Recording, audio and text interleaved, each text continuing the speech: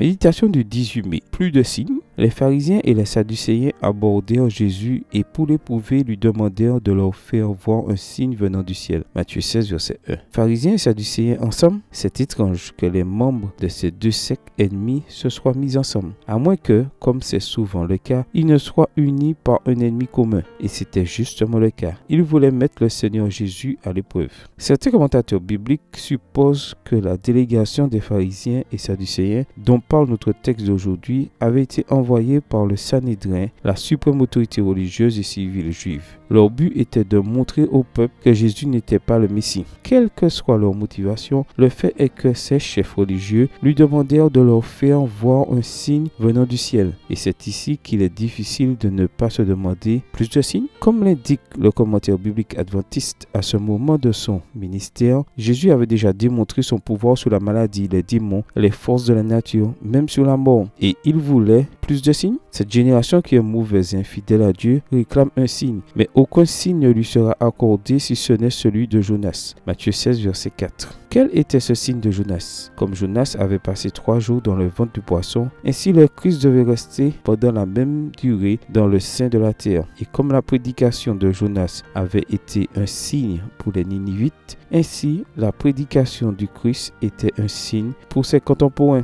Extrait du livre Jésus-Christ, chapitre 44, page 363, livre écrit par Ellen G. White. Le signe réclamé était déjà devant eux. C'était le Christ. Ses œuvres et paroles étaient divines. Sa vie révélait le caractère divin. Et ils voulaient plus de signes. Ils ne furent même pas convaincus de sa résurrection. Pourquoi? Car ce qu'il leur fallait, ce n'était pas une illumination intellectuelle, mais une rénovation spirituelle. Toujours extrait du livre Jésus-Christ, chapitre 44, page 363, livre écrit par Ellen G. White. Il y a plusieurs leçons à tirer de ce récit. Une, que notre foi ne doit pas se nourrir de miracles, mais de la parole d'un Dieu fidèle à ses promesses. 2. Nous avons en Christ tous les signes, toutes les preuves dont nous avons besoin pour croire que Dieu nous aime et s'intéresse profondément à nous. Enfin, s'agissant de miracles, il ne faut pas aller très loin pour en trouver. Vous et moi sommes des miracles de la grâce divine. Continuons-nous, comme les pharisiens et les sadducéens, à demander plus de signes? Prions. Merci, Père, parce que l'incarnation de ton Fils est le plus grand de tous les miracles et parce que je suis aussi un miracle de ton pouvoir et de ton amour. Bonne journée à vous et que le Seigneur vous bénisse.